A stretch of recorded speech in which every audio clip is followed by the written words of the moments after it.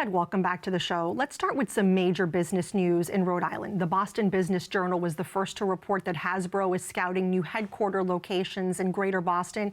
Hasbro executives acknowledged, yes, we are considering this, but this was something that took a lot of Rhode Island leaders by surprise. And I'm not quite sure why it did, Michelle, because Hasbro has been seen as, I would say, a flight risk for the better part of the last decade. If people remember back to when Gina Raimondo was governor, she was very close to Hasbro's CEO at the time, Brian Goldner. There was a lot of conversation about whether Hasbro would build a new headquarters in Pawtucket. Would they potentially move to Providence? It was very much in the discussion, and Raimondo said over and over, she kept very close to them for this reason, and to say, let's figure this out together. But by the end of 2021, Raimondo was gone to Washington, and Goldner sadly had died. He got cancer.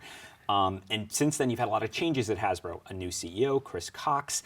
They've struggled a bit in the post-pandemic environment as people are buying fewer toys. They're trying to do digital gaming, a ton of changes. And it's not clear to me now, after everything that came out this week, that state officials really prioritized a consistent dialogue with them.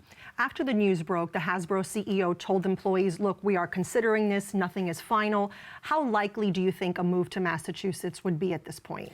It's hard to say. I wouldn't want to get over my skis about how confident I am in either direction. I do know some people think this is some sort of play for state tax incentives by Hasbro to get a deal. That's possible, but I do also think people should be clear-eyed about the reasons they might want to go to Greater Boston. It's obviously a bigger city than Pawtucket. It's got that kind of tech edge that you don't really have in an industrial place like Pawtucket, which again kind of reflects how the company sees itself changing into something with more of a digital presence. And then also, Hasbro stands for Hassenfeld Brothers. The Hassenfelds founded it around a century ago. Well, Alan Hassenfeld, who was the last member of his family to serve on the Hasbro board, left the board earlier this year. So I think that's another tie to Rhode Island of Hasbro's that's gone now. And Cox has said if we do relocate, it would be at least 18 months from now. So we'll be following this story. But I feel for the people of Pawtucket who lost the Paw Sox a few years ago and now stand to lose Hasbro. Yes, well, we don't want to get ahead of ourselves that it's certain. If it were to happen, Michelle, it would be another big blow to that city. Okay, another story we've been following all year is the crisis surrounding the Washington Bridge. The state unexpectedly paused demolition of the bridge on September 17th, citing the lawsuit that was filed last month against contractors who were working on the bridge. The big question for me is, why didn't the state think of this sooner? Yes, and I think a lot of people are asking the same question, Michelle. There has been a tension, or at least a lot of us have thought there's been a tension all through this year between the McKee administration's desire to build a new bridge, build it fast, get it up there and end the disruption, but also to pursue this litigation against a lot of construction companies.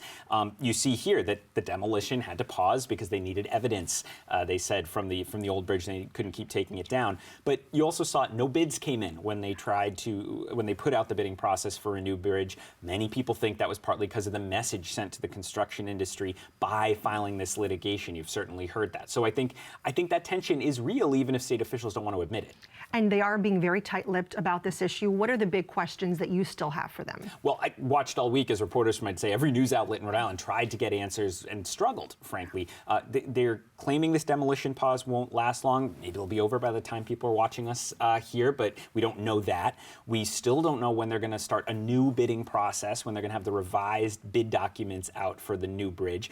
And we have no idea how much it's going to cost. I mean, they were talking about maybe close to $500 million, but it could be much more than that. We just don't know. There's so many things we don't know even after all these months. The through line of this conversation is the unknowns with Hasbro relocating, the unknowns of the demolition, when that's going to start. A lot of I don't know. Yeah, no, fair enough. Thanks so much, Ted. Always good to see you. Great to be here.